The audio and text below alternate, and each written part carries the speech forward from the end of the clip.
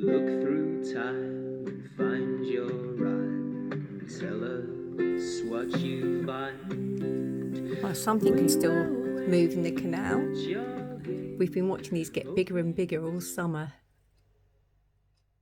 Morning all, and it's a Sunday morning. The summer seems to have gone. It came for 2 days and it's departed. And the travails of the Lancaster Canal continue because the day before yesterday, a tree fell down and it's breached the canal further back down there at Bridge 38, and water has poured out of the canal. And we're all on the wonk this morning. We've woken up and all the cupboard doors are coming open and we're having to walk sideways. So they're mending it, but thousands of gallons of water have gone, and it's a bit of a long job because they have to get all the fish out first. So there has to be a fish rescue scheme, which is electrofishing, I think. And then they've got to get contractors up to mend the breach. They've dammed it, so it looks like the flow on the water has stopped this morning. But I'll show you how much it's gone down by.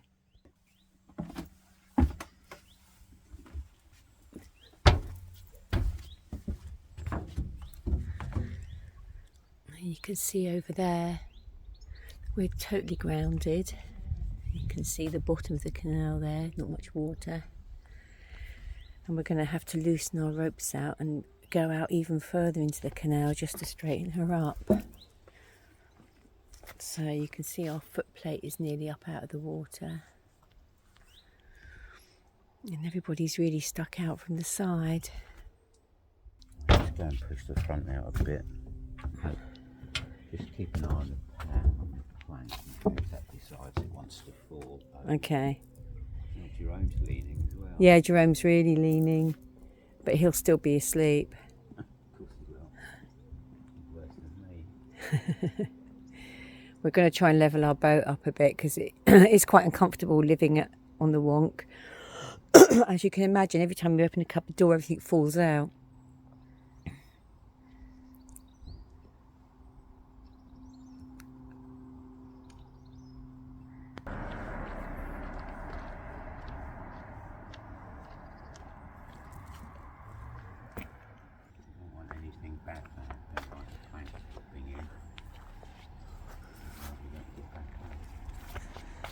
We'll have to swim. Well, actually, it would be more of a wade, wouldn't it?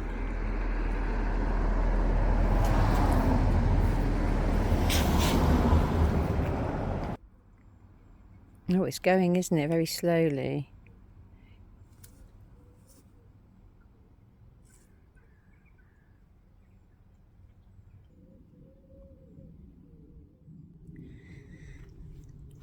Bit better?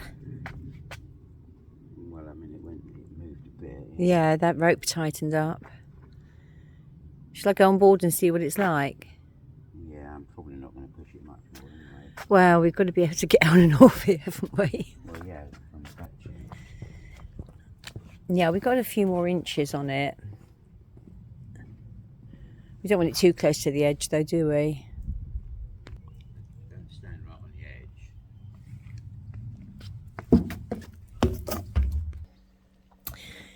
It's not so bad on board now. It's livable.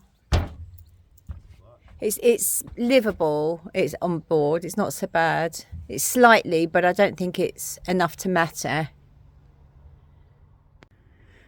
Well, this is a couple of days later now, and we're still tilted up on our side, which is quite discombobulating, and the day is nice, so we're taking ourselves off for a walk up the fells in Bowland Forest, and there's a sort of 5 or 6 mile cycle ride first, and then a walk up the hills. So come along with us. We're a couple of miles outside Lancaster. The bay is hoving into view in the distance, and we're having to hike up a hill. Henry has a knee replacement some years ago, and his cycling has never really come back since then. So hills are a bit painful for him.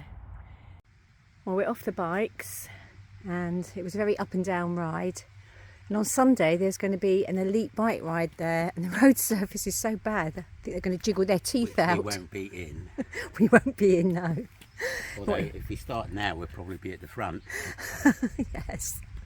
Oh my god. Anyway, first tile, and good to see there's a yellow arrow, so we start off well. Well, we've manoeuvred through that farm. It's always a bit weird going through somebody's farm. You know you're allowed to, but there's always the worry of dogs, and I don't know, you just don't want to piss anyone off really, do you? You're never sure whether farmers are okay with walkers or not. Some are, some aren't. But so far the path has been reasonably easy today. So good. Now we're back on open access land and climbing up onto the fells.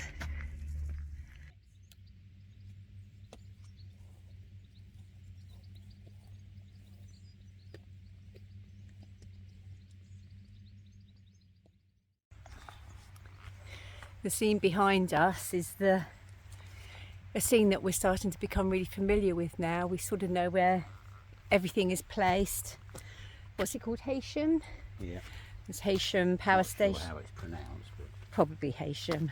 And then there's the ferry terminal where the ferry goes to the Isle of Man. And then the headland of the Lake District, the south west part of the Lake District, and then Morecambe Bay all in between. It's almost a familiar sight to us now, and as soon as you start walking you look behind and it's laid out before you very quickly. Beautiful sight. Steps up over the wall. Oh yeah, the gate might be easier. The trouble with these walls is you shouldn't really go over them. I mean, we've had to once or twice when we've been stuck, but the top stones are loose, and that's the reason you're not supposed to climb them. What's that, my love? An egg. Oh. Oh yeah. Funny place to find an egg. It's weirdly soft. Do you think it's not actually man-made, is it? It's not like a rubber or something. I don't know, I don't want to pick it up. Might be like... I mean, the soft eggs are usually reptiles or something. I don't think we've got... something like that film from years ago where that thing turned up in the underground in London. We've just had a look online and we think this is actually a snake egg. So it would have to be a pretty good big grass snake or an adder, I'm not sure. I'll have to look it up later. Because a bird's egg wouldn't be rubbery, and that's definitely rubbery. But it is definitely organic. I don't think it's going to hatch now.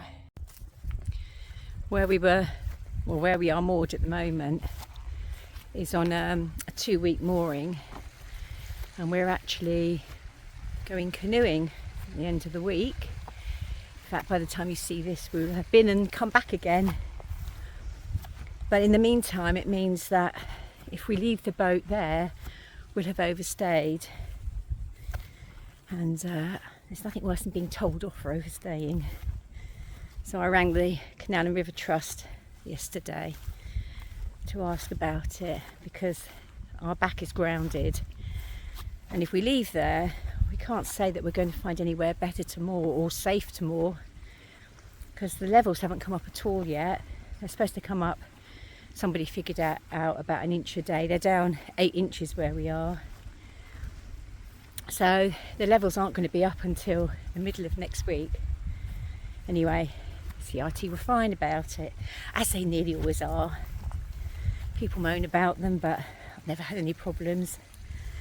So we can leave our boat there, which we're happy about. It's safe and there's eyes on it. People know the boat now, so, and we can go canoeing and not worry about it.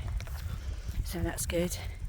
I think they've got more things to worry about on the canal then our boat's sitting somewhere for a few days more than it should be.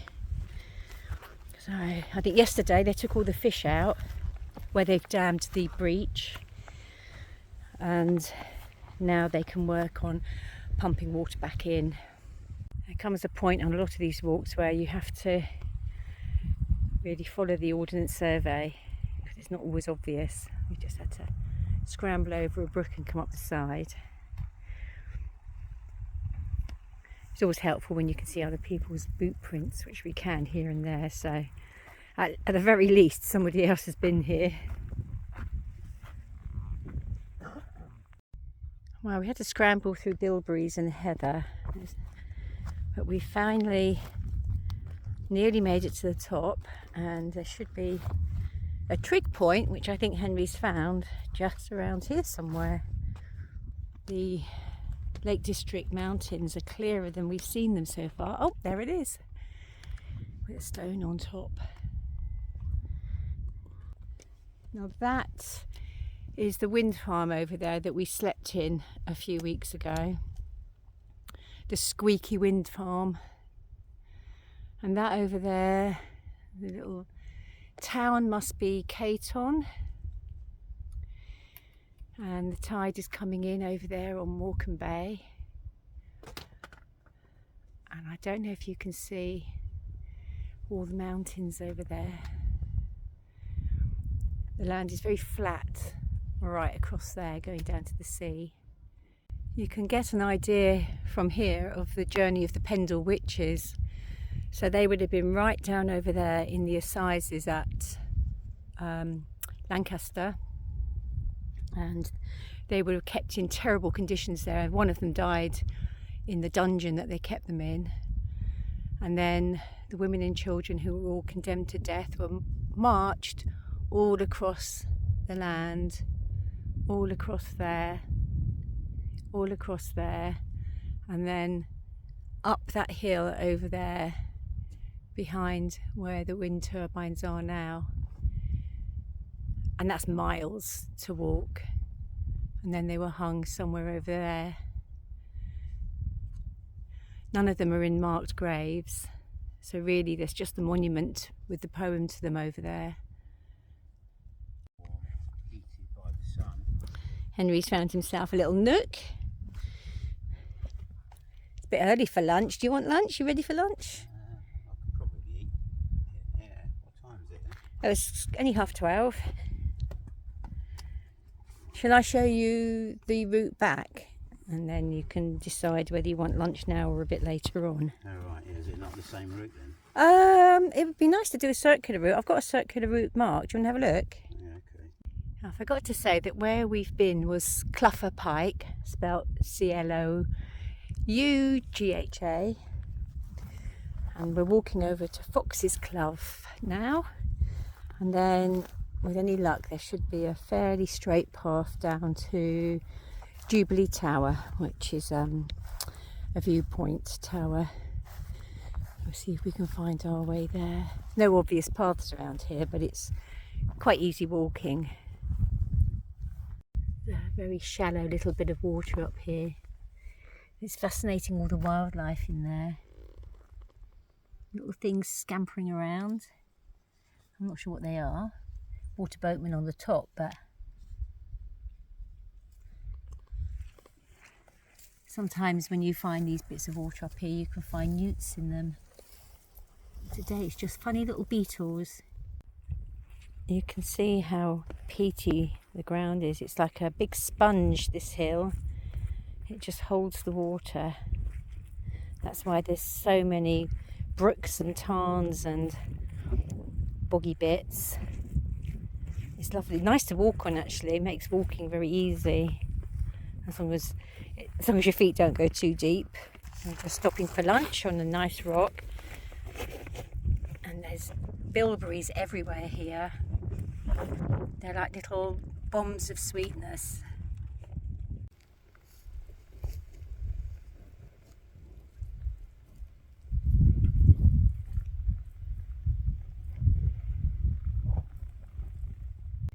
We've seen a couple of these signs. There was one at the top with the S pointing down, And I think that said the same, didn't it? That said 1263 yards. Yeah, it did, but Yeah. it also had the up arrow and the horizontal line on the top of it, so that's some kind of level. Right. So we can't figure out what the S stands for. It's nothing to do with direction. So if anybody knows what that means, let me know. There's the remains of what is probably a grouse. We flushed a couple out this afternoon, which has made me jump out of my skin and reminded me that they only have a few weeks left, because then it will be, is it the glorious 12th, Henry? Is that for grouse? Anyway, not glorious for them, because then some of these moors will be closed off at the weekend and they'll come up here and shoot them all. Just down there is our about 3/4 walk mark. It's called Jubilee Tower and it's a viewpoint. And I'm guessing, I don't know, but these things usually are, something built for Queen Victoria's Jubilee. They tend to do that a lot. Then the Victorians like to put up good solid monuments. Well, that was a good guess. It was erected for the Jubilee of Queen Victoria. And while I'm sure there's a nice view up there, it wasn't as good as our view from up on the trig point. Well, down from the tower, the footpath becomes exceedingly difficult. It's taller than me, this grass, and Henry's having to forge ahead just so I can get through it.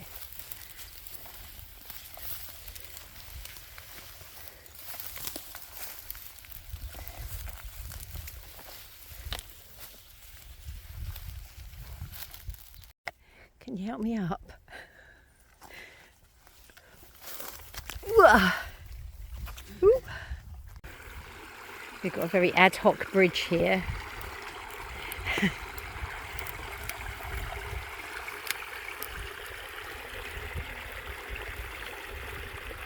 Okay, my turn. Well, that's us all done. We're back to where we left our bikes. We finished off on the road rather than come across a field of cows. And after all that walking, it's going to be nice to be back on our bikes, even though we have got to go down that rickety road. And back at the boat, all the birds are out, the gulls at least, snatching up the flying ants, which tend to come out on a humid day. And they sort of get drunk on their formic acid. It's fun to watch. Anyway, that's all for this week. Next week we'll be in Bonnie, Scotland. What will we be doing there? Tune in to see next week. Have a good week, everyone. Bye for now. To show what may be done. Have you never heard